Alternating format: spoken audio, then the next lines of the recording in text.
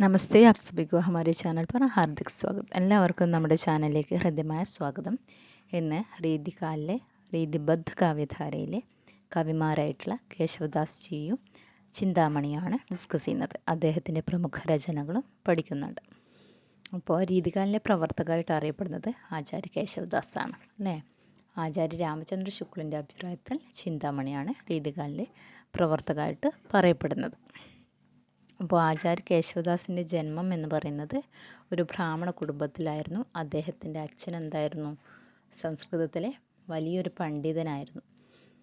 അദ്ദേഹം ജ്യോതിഷ സംബന്ധമായ രചനകൾ നിർവഹിച്ചിരുന്ന ഒരു വ്യക്തിയായിരുന്നു അദ്ദേഹത്തിൻ്റെ പിതാവ്. അതുകൊണ്ട് തന്നെ ആ ഒരു പ്രഭാവം ആചാര്യ കേശവദാസിലും ഉണ്ടായിരുന്നു.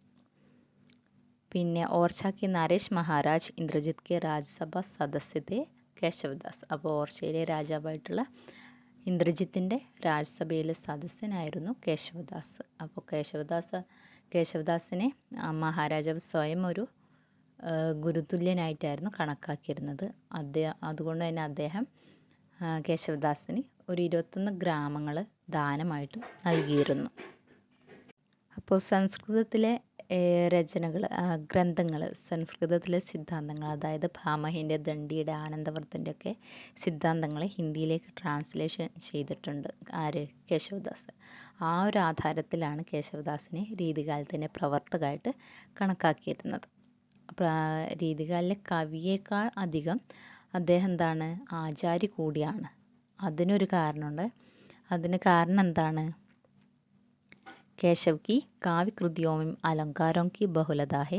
एक ही पद में दर्जनों अलंकारों को सजाना के प्रयास किया गया है. इस प्रयास में काव्य की आत्मा छूट गई है. പിന്നെ പറയുന്നത്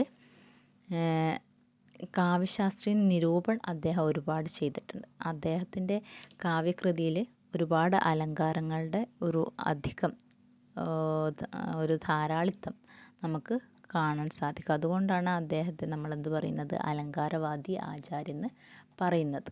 പിന്നെ അദ്ദേഹം കാവ്യ നിരൂപണം ചെയ്തതുകൊണ്ട് അദ്ദേഹത്തെ ആചാര്യെന്നും നമ്മൾ പറയുന്നുണ്ട്. അപ്പോൾ കവി ബഡ്കർ ആചാര്യ കൂടിയാണ് അദ്ദേഹം എന്നുള്ളത് വളരെ ഇമ്പോർട്ടൻ്റ് ആണ്. ഇപ്രാവശ്യത്തെ JLT എക്സാമിന് വന്നിട്ടുണ്ടായിരുന്നു. അപ്പോൾ എന്തുകൊണ്ടാണ് കേശവദാസിനെ ആചാര്യ എന്ന് പറയുന്നത് എന്ന് ചോദ്യം വന്നിട്ടുണ്ടായിരുന്നു. അപ്പോൾ അദ്ദേഹം കാവ്യ നിരൂപണം ചെയ്തൊരു വ്യക്തി കൂടിയാണ്. അതുകൊണ്ടാണ് അദ്ദേഹത്തെ ആചാര്യ എന്ന് പറയുന്നത്. പിന്നെ അലങ്കാരങ്ങളുടെ ഒരു ധാരാളിത്തം, ആധിക്യം നമുക്ക് അവരുടെ കാവ്യരചനകളിൽ നമുക്ക് കാണാൻ സാധിക്കും. അതുകൊണ്ട് അലങ്കാരവാദി ആചാര്യ എന്നും പറയപ്പെടുന്നുണ്ട്. അദ്ദേഹത്തിൻ്റെ പ്രമുഖ രചനകളാണ് രാമചന്ദ്രിക. രാമചന്ദ്രിക എന്താണ്? മഹാകാവ്യമാണ്.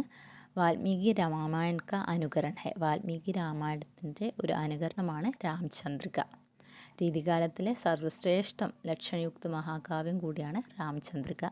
പിന്നെ വരുന്നത് രാമചന്ദ്രിക, ജഹാംഗീർ ജസ്ചന്ദ്രിക, കവിപ്രിയ, രസികപ്രിയ, നഖശിക്, വിജ്ഞാൻ ഗീത, ചന്ദമാല, രതൻ ഭാവനി, വീർ സിംഗ് ദേവ്ചരിത്, രസലങ്കൃത് മഞ്ജരി. ഇത്രയും രചനകളാണ് കേശവദാസിൻ്റെ വരുന്നത്. നെക്സ്റ്റ് ചിന്താമണിയാണ്. ചിന്താമണി ത്രിപാഠി എന്നാണ് മുഴുവൻ പേര്. അദ്ദേഹത്തിൻ്റെ ജീവൻ കാലം 1600 മുതൽ 1685 കാലഘട്ടം വരെയാണ്. ഈസ്വിയാണ് കേട്ടോ.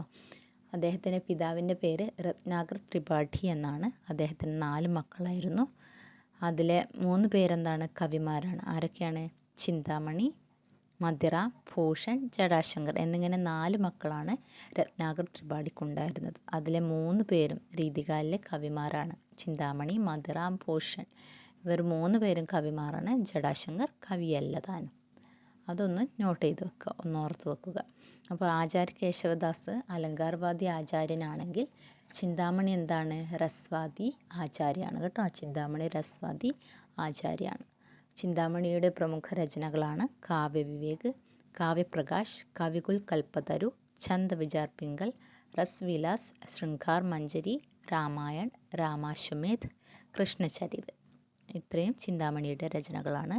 അപ്പോൾ കവികുൽ കൽപ്പതരു വളരെ ഇമ്പോർട്ടൻ്റ് ആണ്.